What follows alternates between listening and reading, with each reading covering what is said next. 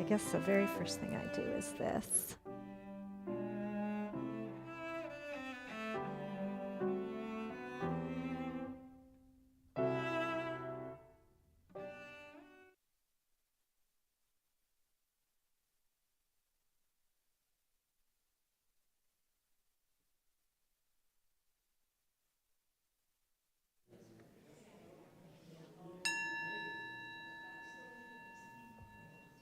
Good morning.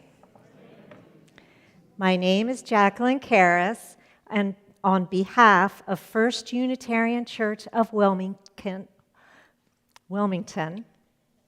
I welcome you to our worship service, online and here in the sanctuary. We are a welcoming congregation, which means that we welcome you completely, without any rules as to who you are, whom you love, or what you believe.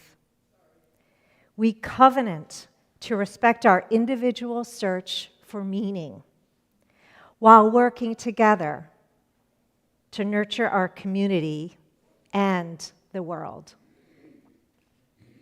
If you are new to First U and you'd like to learn more, please check out our website. That's at firstuuwilm.org. And now, a warm welcome to our fellow church member and our worship leader today, Dave Donohue.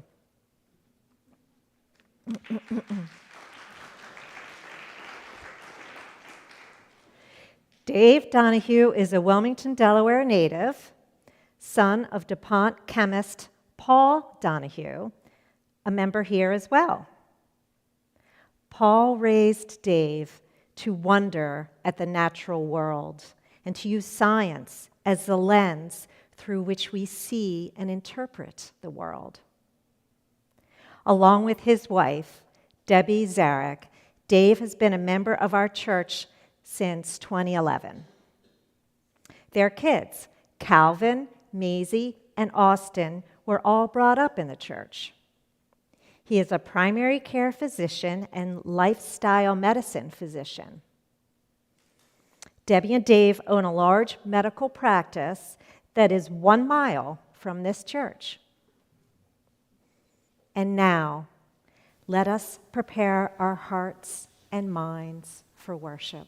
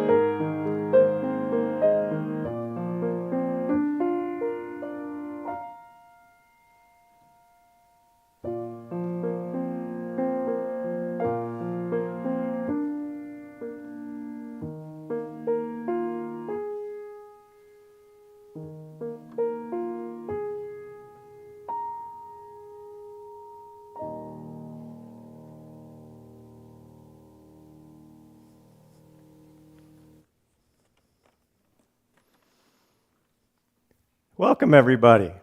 It's so great to see you guys here.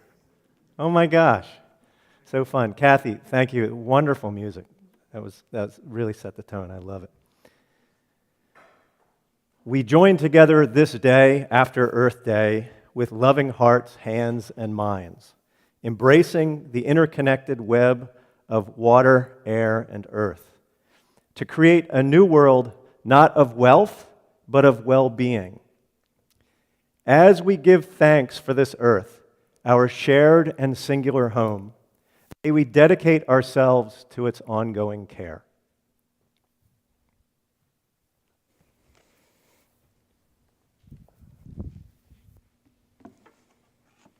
If you have a chalice at home, please join us as I read these words adapted by Rachel Naomi Remen. Perhaps we're here to grow in wisdom and to learn how to love better. As we each do this in our own ways, we slowly become a blessing to those around us and to the world. Please join us, stand in body or in spirit, and we're going to sing hymn number 163, For the Earth Forever Turning. And please remain standing after the hymn for our affirmation.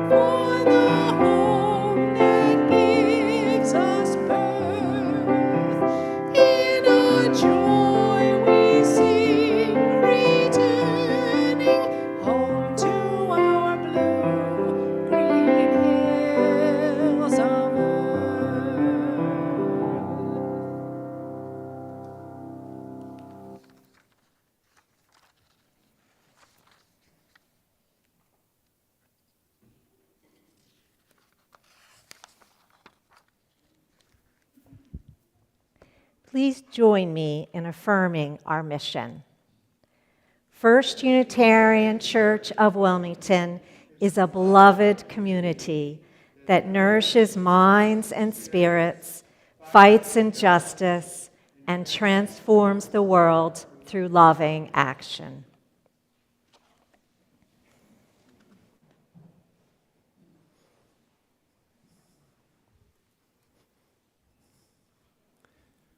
For prayer and meditation, I would like you to sit comfortably and rest your eyes as we all share in the presence of our wonderful friends around us. It's okay to close your eyes if you like. We're going to do a body scan of this magnificent machine of yours, your human body. As we scan your body, I want you to be filled with awe and wonder at each part of your body, how well it works, how good it feels. How lucky are you to have this part of your body? Start with your breathing. Try to breathe through your nose as you focus on slow and steady breaths. How does it feel to fill your lungs with oxygen and release carbon dioxide? Consider your brain, the most complex structure in the known universe. Allow your whirling wonder of a brain to disconnect for a moment. It's okay to let go of ruminations. It's okay to let go of judgment. Too often we perseverate on what's good and what's bad. It's okay to let go of all that and just take things for what they are. What does your brain feel like? Relax your brain. Relax the muscles that surround your brain. Feel your face as it softens and you release any social tensions. Relax your neck, your shoulders, your arms. Tell these muscles and all the muscles of your body, how much you love them. Relax your forearms and your hands. Thank your hands for being your source of interaction with the physical world. Feel your abdomen and digestive tract. Feel your pelvic muscles and your anus. Relax all these muscles. Be careful about relaxing maybe that last one. You're in church after all, come on. Feel your buttocks contacting the chair. Soften these muscles. Feel your thigh muscles and your knees. If you are lucky, these are the foundation of your mobility and independence. Honor these muscles as you soften them.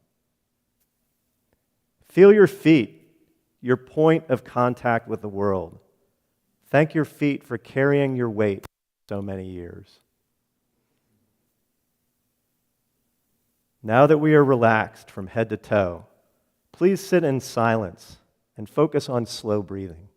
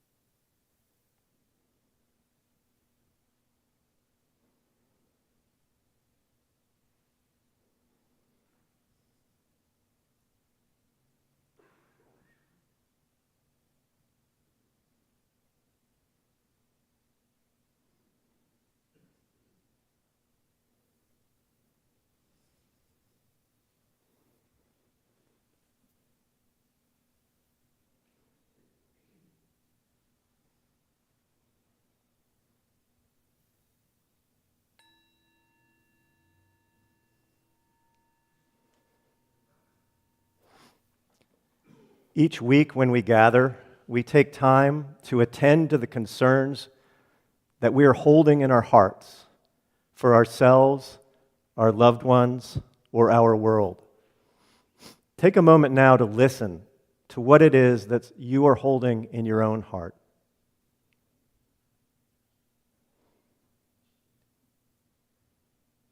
If you wish to do so, you may now speak these concerns aloud in this room or write them in the chat.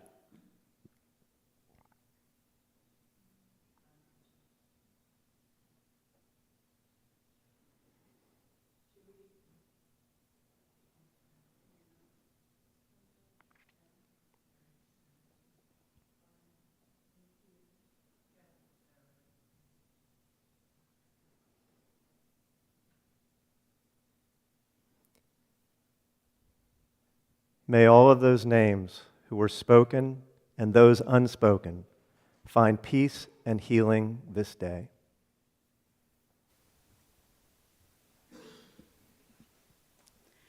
Good morning. Cindy and I would like to welcome you all to sing along on the meditation this morning. So the words are up on the screen, and I believe, yeah, there they are.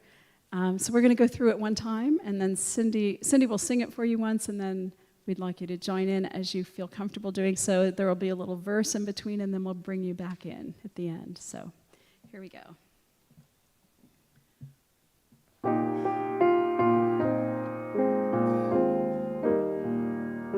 Sing it for the creatures, sing it for the trees, sing it for the earth in need. Sing it from the mountain down to the sea, sing it for the earth in need. Sing it for the creatures, sing it for the trees, sing it for the earth in need.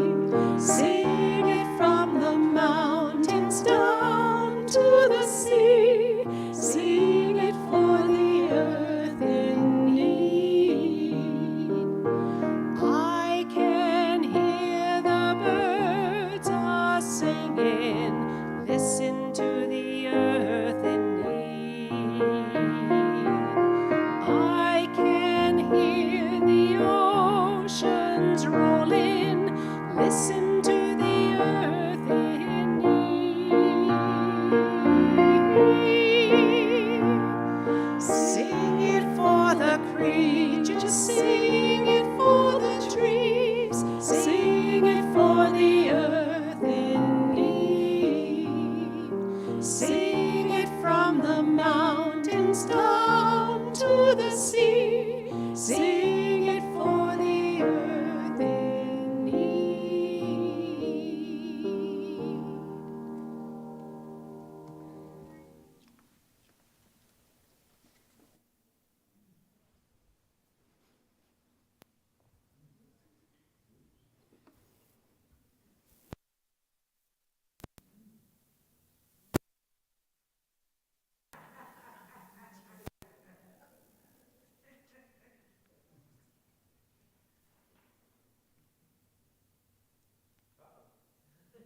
Hi.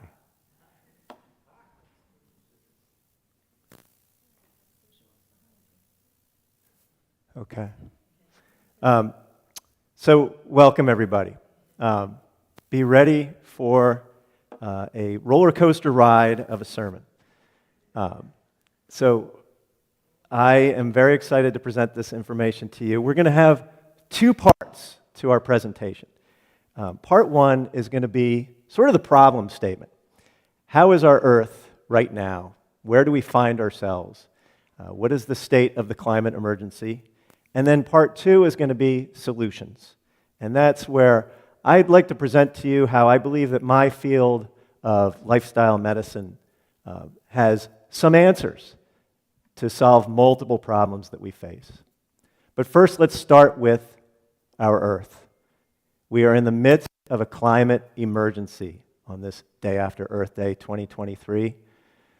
There are a variety of threats that we face, and we're seeing play out everywhere in the world, from melting polar ice caps to rampaging wildfires throughout the world to just anomalous, severe weather events, to flooding, extreme heat, and drought, crop failure.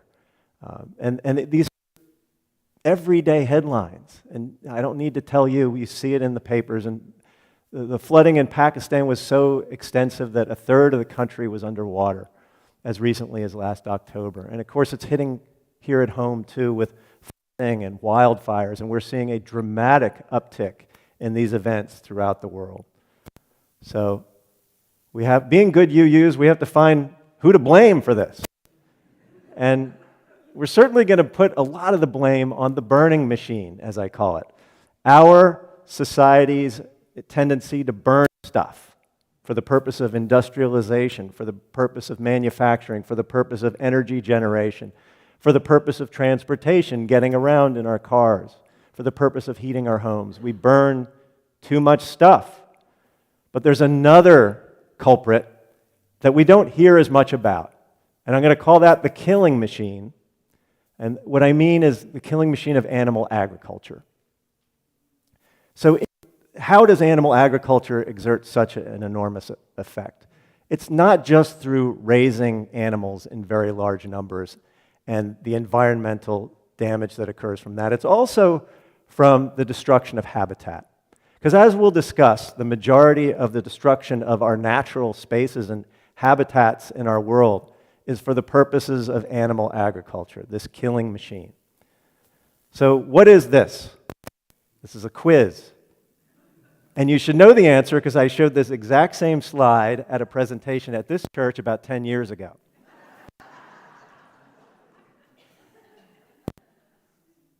So what is this?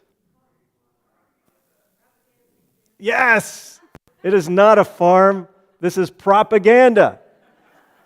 A farm doesn't look anything like this. This is what a farm looks like. We live in the era of factory farming, concentrated animal feeding operations. So this is where 99+% of our animal products come from. I want to acknowledge briefly what's going on in the oceans as well. I'm going to talk mostly about land, but in the oceans we have what's called basically strip mining of the oceans for seafood. So the way we catch seafood is massive nets being pulled by ocean trawlers that scoop up everything in their path indiscriminately. So what we experience as a result is a lot of bykill. And for every 1 pound of seafood caught, we have 5 pounds of bykill. creatures not intend to kill, like this sea turtle or these bottlenose dolphins. And we have these nets, just ghost nets throughout the oceans, killing a lot of animals. Over 2 trillion sea animals annually killed. If you look at mammals, we have taken over the planet. So it used to be humanity was far less than 1% of the biomass of mammals on Earth. And now we're 96%, if you count us and the livestock we rear for our use. 4% of the mammalian biomass is wild. Let that if you look at the World Wildlife Fund's Living Planet Index, where they track how healthy are the living populations throughout the animal kingdom, we find that it has dropped an alarming 69% since 1970. 69% since just 1970. It's called the Anthropocene extinction. Happening on our watch. Most rapid extinction in the history of the planet. But let's focus on the land. We use 77% of the land, half of the world's habitable land is used for agriculture. And that's fine, we got to eat. But of that agricultural land, 77% of that is used for animal agriculture, and that only produces 18% of our calories. It's an incredibly inefficient system. A great deal, not a lot of food, and it only produces 37% of our protein. Part of the problem is the way we do agriculture. We don't do regenerative agriculture currently. So on the right is regenerative agriculture, where we keep the carbon trapped in the soil. The food that is produced through regenerative agriculture is much more nutritious, richer in nutrients and antioxidants. Whereas what we do commonly is non-regenerative agriculture, damages the soil, and that releases carbon into the atmosphere. And the result is the loss of topsoil, and we've lost over half the world's topsoil since the Industrial Revolution. So, pointing the finger of blame, it is not equally distributed among all the of animal agriculture. It turns out that cows are the real hogs, says the Union of Concerned Scientists, in terms of the fact that cows and cattle account for a vastly outsized share of the blame. In fact, if cattle were a country, it would be the number 3 emitter of carbon emissions after China and the United States. Enormous, enormous toll from cattle. If you look at beef, it is the biggest emissions of the food that we eat, dramatically outpacing that of other foods. And if you look at this chart, all top emissions are the animal products. Toward the bottom, the foods that have a tiny footprint, those are the plant foods. This documentary called Cowspiracy.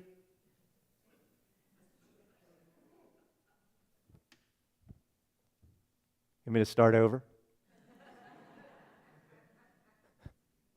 This documentary called Cowspiracy chronicles much of what's going on. But for example, water usage. Did you know that to make 1/4 pound hamburger is 660 gallons of water? Staggering. The amount of waste that one cow produces per day is something like 100 pounds. And by some measures, livestock even account for the majority of greenhouse gas emissions. It depends on how you do the accounting. But by any measure, the beef that we eat, the dairy that we eat, and the veal that we eat exert a very heavy toll on our planet. So the Amazon tipping point is very close. The models predict that once we have lost a certain amount of the natural trees present in the Amazon that it's going to become a savanna. It is lost as a rainforest and or a desert. But it's going to release all that carbon that it has trapped in there right now. It's going to release it all in one go. That's 10 years worth of emissions all in one go. It's going to stop being that wonderful carbon sink that it's been. And this is just one of many tipping points that we're reaching near. Melting of the polar ice caps and the melting of the permafrost in Siberia. The list goes on and on. So the world scientists came together. You've heard of IPCC. This is another paper. 11,000 plus scientists came together warning us of the dire climate emergency, in particular highlighting how beef and food is such an important factor, and that the ruminants in particular are a dramatic contributor to this climate emergency. So we have a choice between the beef chili and the bean chili. And I would argue that it is a big win-win when we choose the bean chili. And it's really more than a choice of what we just want to eat today and what we feel like treating our palate to, but it's also a question of what kind of planet we want to have for future generations. So I hope we'll be choosing the bean chili more. Another source of deforestation is when we cut down this wonderful, rich habitat of the rainforest on the left and replace it with palm plantations on the right. This is basically like a monocultural desert. Almost no animals live in those palm plantations. And what a lose-lose. It is wiping out the habitat of so many animals like orangutans and pygmy elephants and so many others to produce these ultra-processed, hyper-palatable, engineered foods to be as addictive as possible that are also incredibly unhealthy. And by the way, palm oil is one of the most artery-clogging foods you can eat. So talk about a lose-lose. So this orangutan who's lost its habitat, where's it going to go? There's nowhere to go. So we can have a choice between the Lucky Charms, magically destructive, or this wonderful fruit and grain and nut bowl for breakfast. And I'll enumerate another insult from the animal agriculture world. In case you didn't get the message, I'm kind of laying it on the animal agriculture industry. And I'm talking about, I want to make that clear, talking about using antibiotics in healthy animals because it increases profits, because it makes them get fatter a little quicker and it lets them overcrowd these animals a little bit more. And as the World Health Organization decries, stop doing this practice.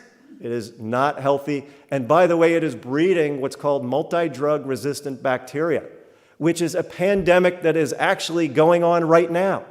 And some recent research published found that, my goodness, 1.27 million people died from this pandemic just in 2019.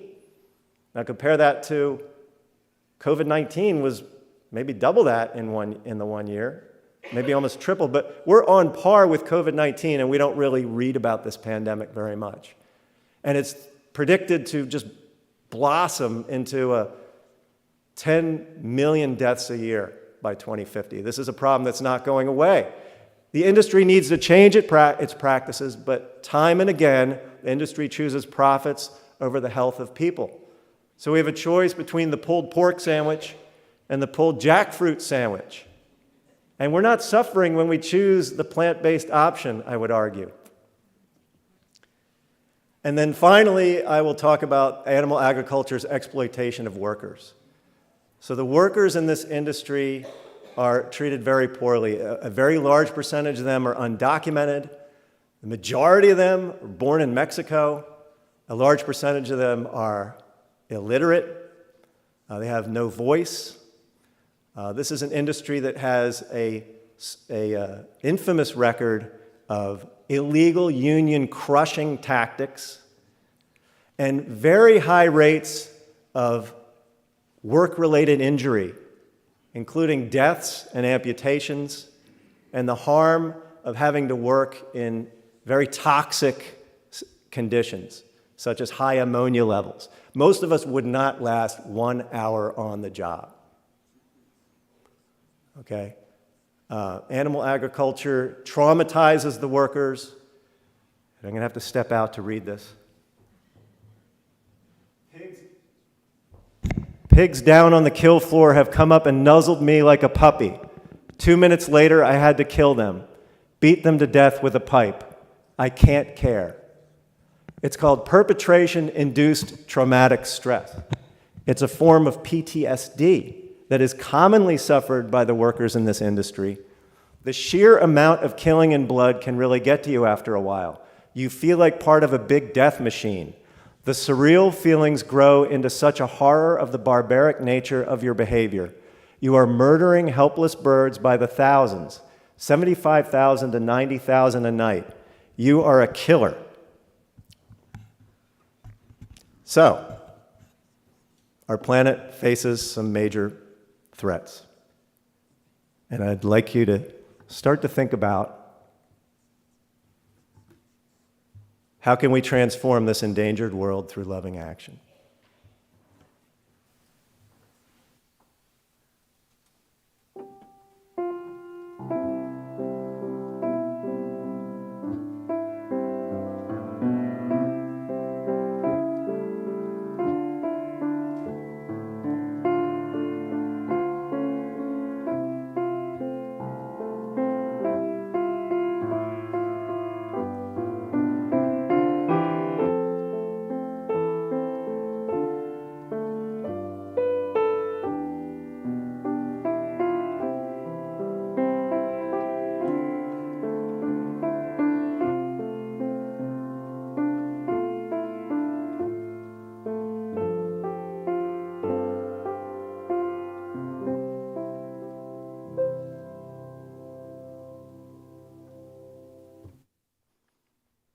So step one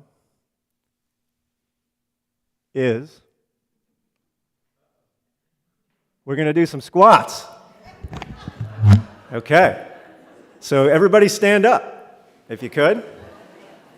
Okay, we're going to do the squat the right way. You're supposed to, just as is pictured here, you're supposed to be leaning back a little bit as you go down. And then when you stand up, bring your arms to your sides. Now, if you're not able to stand, no problem, just do the arm portion. Okay, we're going to do 19 more of these. Okay, so put your arms at your sides. Ready? We'll do them in unison. Ready? Go. 2 and up. Go as deep as you like. 3 and up. 4 and up. You can go real shallow if you like. 5 and up. 6. These are some of the most important muscles in your body. Is these thigh muscles.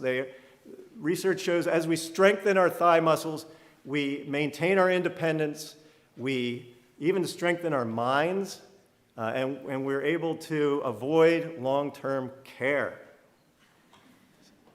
3 and up. I mean, what was that, about 13? 16. 17. 18. 19 and 20. I see some people going real deep. That's awesome. So, a little sweaty, right? A little sweaty. You can sit back down. Thank you so much. It is important to get that blood flowing once in a while, right? It actually perfuses the brain. Exercise is one of the most important things we can do for our health. There are 5 blue zones in the world. Who's heard of blue zones? Yeah. So these are parts of the world that they found where people live to be 100 at 10 times the rate of elsewhere on the planet. So I think the blue zones can give us a lot of insights about ways we can live healthier and maybe even healthier for the planet. We're going to walk through each of the 5, starting with Okinawa, Japan. It's an isolated island with hundreds, thousands of years of culture that it's built up. Among the many things that they do that are really cool for health, long-term health, is they have this thing called a moai, which is like a lifelong play date. So these 4 ladies are part of a moai. Usually starts out with 5 or 6 people who are brought together as young children and repeatedly throughout their lives, and they form these lifelong bonds. And these ladies in their 90s are close friends even after all these decades. And women in Okinawa are known for being the longest lived in the planet. Okinawa, Japan's nutrition is interesting in that it's majority sweet potatoes brought to Okinawa it's a New World crop that was brought to Okinawa in the 1600s and became part of their staple and sort of the cornerstone of what they eat and why they live so long. They also eat a variety of other foods, a little bit of fish, but mostly more other plant-based foods. They call them emo, these purple sweet potatoes. They're wonderful, by the way. I keep them at home and eat them on an almost daily basis. I love my purple sweet potatoes. They're also known for the ikigai, which is their commitment to a purpose in life. It is their reason for being, your reason for getting up in the morning. And they're very proactive about asserting their ikigai. Why am I on this planet?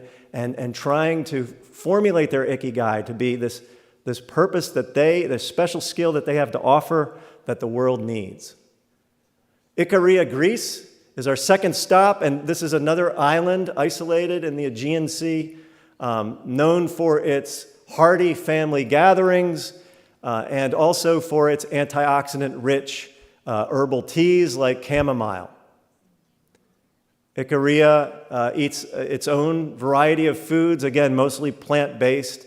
In this case, a lot of vegetables, greens, and the like. A bit of olive oil, a little bit of fish and meat.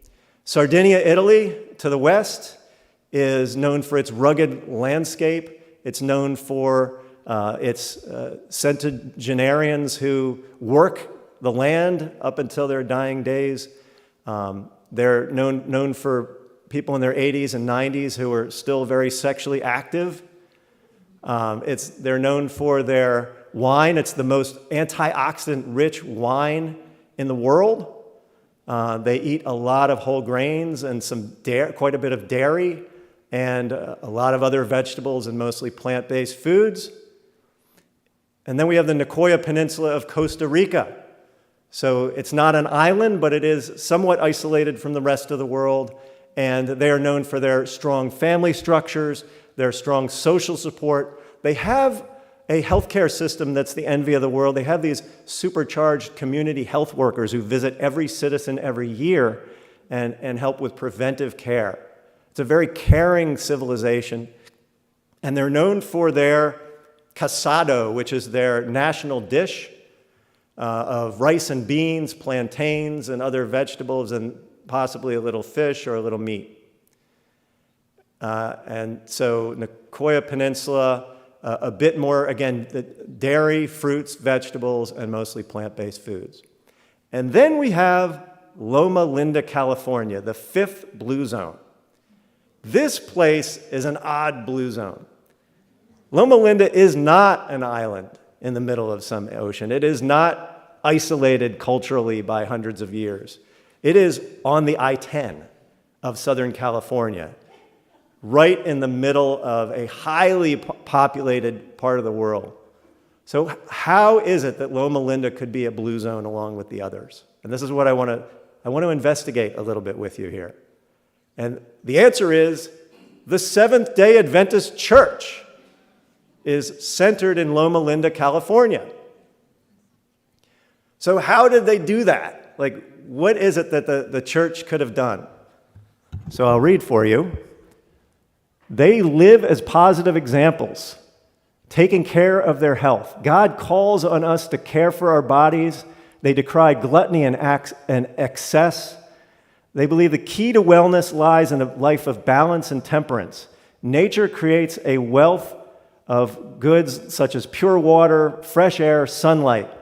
Exercise and avoidance of harmful substances is to be pursued, and they recommend a well-balanced vegetarian diet, legumes, whole grains, nuts, fruits, vegetables, and they're even so visionary as to recommend vitamin B12. Now, there's a church doctrine for That's right up my alley. Now, at the leadership level of the church, they are fully committed to this mission. They have a health ministry that's committed to improving global health. They promote human dignity and equity, social justice, freedom, self-determination, access to clean food and water, and non-discriminatory universal access to available health care. So, just like us, they want social justice, but they also want social health. It's interesting. In terms of what they eat, it's a mostly plant-based diet, lots of fruits and vegetables, a lot of soy and legumes, and a little bit of meat and a little bit of milk and a little bit of other stuff, but mostly a plant-based diet. If you look at all the blue zones in aggregate, they kind of share about 9 things in common. And these 9 things include, for one, belonging to a religious institution. So that's a recurring theme in the research, is that if you belong to a religious institution, you live longer. Then they talk about the right tribe, which means surrounding yourself with people who support you in leading a healthier life. A lot of movement, a lot of exercise is baked into the lives of these people. They stress avoiding overconsumption. They call it the 80% rule, but avoiding that extra snacking and eating that you don't need to do. They recommend a strong emphasis on family, wine at 5, or really I see it as more as social congregating, because the Adventists don't do the wine. They're abstainers. And then we have plant slant, as we saw, predominantly plant-based diet, a strong sense of purpose on this world, and then finally downshifting. So they all have most of these things in common. Downshifting being, let's find ways of avoiding stress in our lives. By the way, I don't want to endorse the wine thing.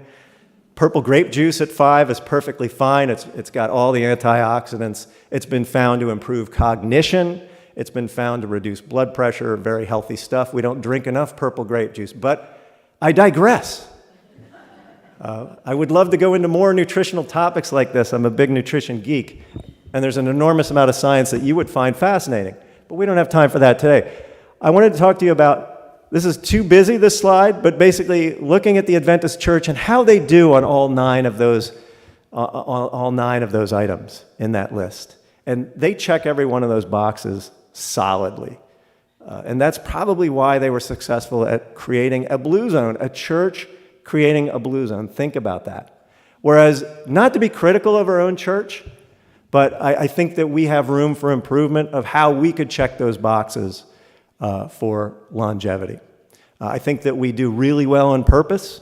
Many of our principles galvanize us to do the right thing, and God love us for it. We are on the right side of history over and over, but we could do better around some of the other areas, the movement, the nutrition, the sleep, the stress reduction, perhaps. I couldn't resist looking at, well, how successful is the Adventist church versus our church? And we had a big head start on the Adventists. The Unitarians, Universalists, we started hundreds of years before they did. But right now they have 100 times the membership that we do. So they must have done something right over the centuries. I'm not sure if it was their emphasis on health over the years. But you do got to figure, you look at what we as UUs do. We march, we show up, we represent the right causes. We are a voice where a voice needs to be stated, and we are to be congratulated for that. But a lot of that sounds like work compared to what the Adventists are called to do. They're called to rest on the Sabbath. They're called to support each other. They're called to be a shining example of good health for others. So to an outside observer, it might look a little more appealing to be an Adventist than to be a UU. And my goodness, do the Adventists enjoy those health benefits. It has been studied well beyond the blue zones. You have lower cancer mortality. You have a lower total mortality. And fascinatingly, black Adventists live longer than matched white non-Adventists. And this is rare when you find something where to make up for those health disparities that we see are just across the board for people of color in this country and throughout the world. So it might well be the healthy plant-based church potluck that's part of the explanation. They have a lot of these potlucks. So it looks just like a Baptist potluck, except instead of fried chicken and mac and cheese, it's salad and it's lentil stews and such. The research would support this idea that the nutrition might be central to the secret of the Adventists. And for example, the Bill and Melinda Gates Foundation does this global burden of disease survey, which looks at all the literature and it tries to answer the question, what are the leading causes of death and disability worldwide? And time and again, they find that the food, the nutrition that we eat is the number one contributor. If you look at the top 7, 5 of them are direct results of our nutrition, like how overweight we get, how much diabetes, how high is our cholesterol, etc. So food is very, very important for health. The Adventists, in addition to being these shining examples, have also been these shining research subjects in a lot of research, and they even have their own health institution, a world-class institution called Adventist Health, which is a leader in the field of prevention and lifestyle medicine. And they did the Adventist II trial, which tried to answer the question, well, what is it about the Adventists that help us live longer? And let's look at some subpopulations. And what they found is that the more vegetarian someone became, the better their health became. And you see that the rate of diabetes, the rate of hypertension goes down and down and down as we eat more and more and more plants, to the extent they were able to cut their risk of diabetes and hypertension by 75% if they were complete plant eaters. So we believe, to summarize a whole lot of nutrition science, that a plant-based diet can be the source of healing of so many diseases that we suffer from, head to toe, from Alzheimer's disease and mental health issues, all the way down to gout and plantar fasciitis. To a large extent, not completely, but to a large extent, the food that we eat is a determinant of whether we develop these diseases and whether we can reverse them. And when people do switch to eating more plants, we see improvement. So, to summarize, our Earth is in some trouble. How do you summarize all that? Our Earth needs us now to transform the world through loving action. Action. We need to take action. We need to resist the burning machine by burning less fossil fuel. We need to resist the killing machine of animal agriculture. The Blue Zones offer a blueprint for healthier communities and a smaller carbon footprint. The Adventist Church is a shining example of how a church can transform the world through loving action. Through a principle. A principle for health was so impactful that it actually created a blue zone. So imagine a future for our church. What if the UU Church adopted its own commitment to health for all of its members? What if we adopted a principle, a practice? We promote the health of one another by living a life full of joy, social connection, healthy minds, and robust physical health. We commit to helping each other get optimal sleep, exercise, and healthy plant-centered food for the benefit of our own lives, our loved ones, our fellow beings who populate our world. So, our health is our greatest asset. Do you agree with me that our health is our greatest asset? Do you agree with me that more plants and less meat gives better health, much less environmental damage, and stronger alignment with our values? Do you agree with me that supporting the health of others is the greatest gift that we can give? And do you agree with me that that if we were to practice this belief in supporting one another's health journey, could we transform the world?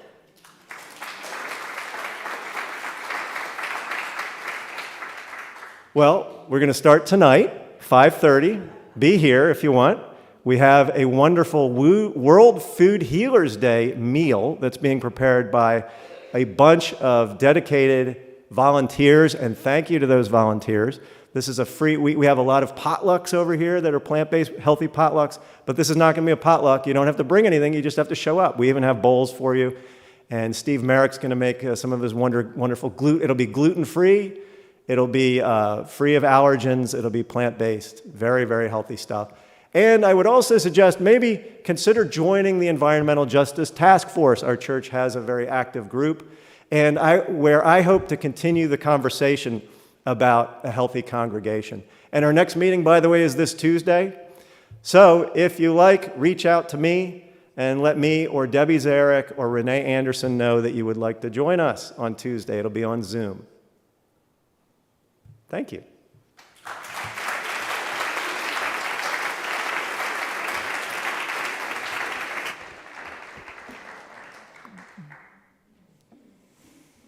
Thank you, Dave, for that very inspiring and informational sermon message. Other announcements, Big Music Sunday is in 2 weeks on Sunday, May 7th. Also today, I think we are going to be fed by the Donohue and Zarek family all day, because after service there are some refreshments, so stick around for some refreshments. And then tonight it is actually volunteers along with leadership for the free dinner at 5:30 here in our parish hall. As usual, at this point in our service, we ask you to make a contribution to support the ongoing life and ministry of our congregation. Having the bravery to share our gifts of time, treasure, and talent does challenge us a little. Also, though sharing helps ourselves, it feeds you through fulfillment.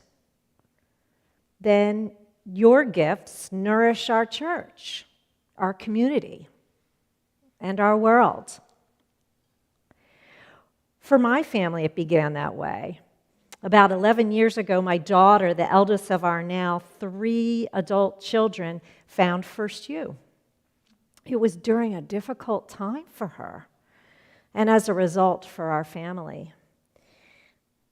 She was struggling with fitting in and finding her way in the world.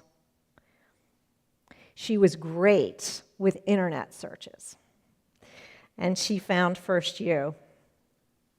We attended a couple services together, and she became briefly involved with a social justice effort. I joined pastoral care, the pastoral care committee, and knew I was here for the long term. In the following years, me and my husband, our family, came to services together. Now, here attending services with our youngest child, she's a 26-year-old young woman, is incredibly meaningful. Our son in Philadelphia is a worship associate, choir member, and part-time pianist at the First Unitarian Church of Philadelphia. Last year, when my parents passed away, this church was instrumental in my healthy grieving. Our work, your work, our generosity truly has ripple effects. During the beautiful music upcoming, there will be slides on how to give financially to our church. We are collectively grateful. Please join me in dedicating our offerings to the work of this congregation, which is weaving a tapestry of love and action. We dedicate our lives, and these are offerings.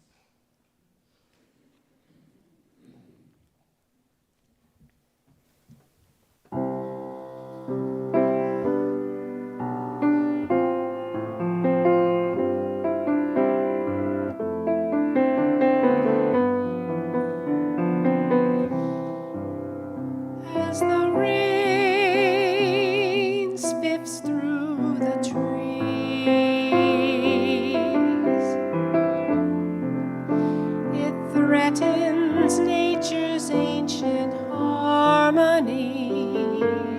poison rain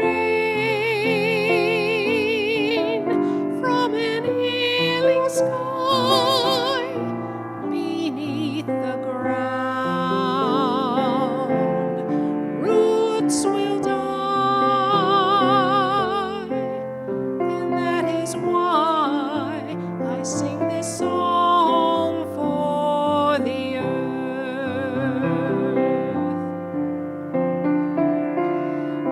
The tainted river struggles to the open sea.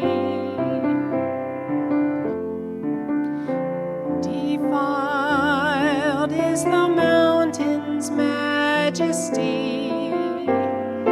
All of life is a chain. When one is hurt, we all feel the pain. What do we gain? For what it's worth, I'm offering this song for the earth.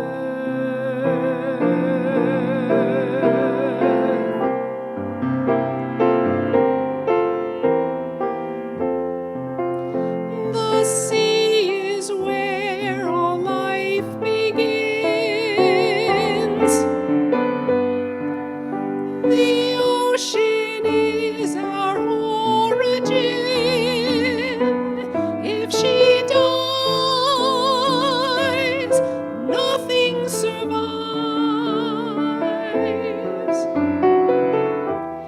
No one will be left behind. And who will look with awe upon the monuments of humankind?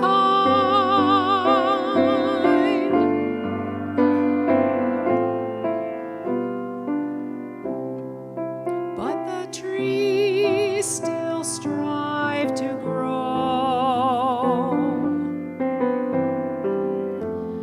watching generations come and go, green and tall. The land is theirs, feeding the soil, cleaning the air, living their song, a song for the earth.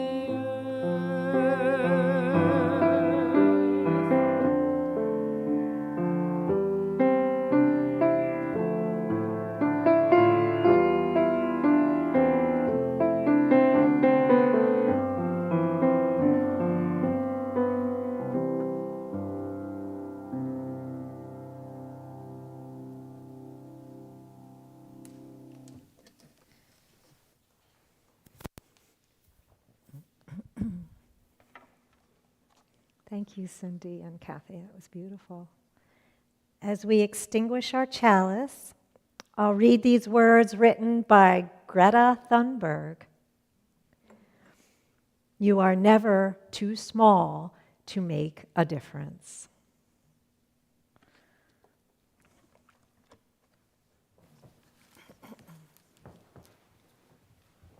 So, after the benediction, we will invite you to stand in body or spirit and sing our closing hymn, We Are All One Planet, for which the words will be on the screen. Let us all live the very best and healthiest life we can. Be shining examples of good health and a connection with nature. Support one another in this journey. Resist the killing machine of animal agriculture. Embrace plant-based nutrition to nourish your wonderful human body. Join the Environmental Justice Task Force. Our Mother Earth needs us to act now. So we're going to teach you one more song this morning. We are all one planet, and we'll do the same way we did the meditation. We're going to sing through it one time and then invite you to join us on the refrain, and then Cindy will sing some verses in between. So let's invite you all to stand and as you are able and sing along with us. Here we go.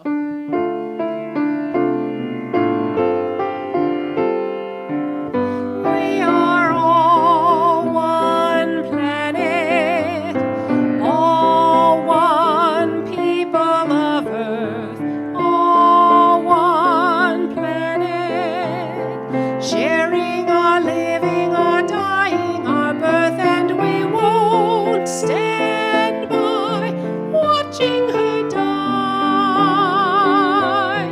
hearing her cry and deny. We live as she lives, we die as she dies. We are all one planet, all one people of earth, all one planet, sharing our living, our dying, our birth, and we won't stand by watching her die, hearing her cry and deny. We live as she lives, we die as she dies. So many ways to hurt. So many ways to build boundaries and walls, systems we set up to hide us, neighborhood nations ignoring the call of the being to live outside of the boundaries, inside of the skins that are different from ours, creatures whose eyes reflect the same skies and watch the same stars. We are all one planet, all one people of earth, all one planet, sharing our living, our dying, our birth, and we won't stand by watching her die, hearing her cry and deny. We live as she lives, we die as she dies. So many ways to hurt and not heal, to speak and not listen, to act and not feel, and too little time to be simple and see. The circle includes every bird, every tree, every you, every me. We are all one planet, all one people of earth, all one planet, sharing our living, our dying, our birth, and we won't stand by watching her die, hearing her cry and deny. We live as she lives, we die as she dies. Think of the things we love, remember the ones we love. Open our minds, our hearts, and our hands, and trust when we don't understand. We are all one planet, all one people of earth, all one planet, share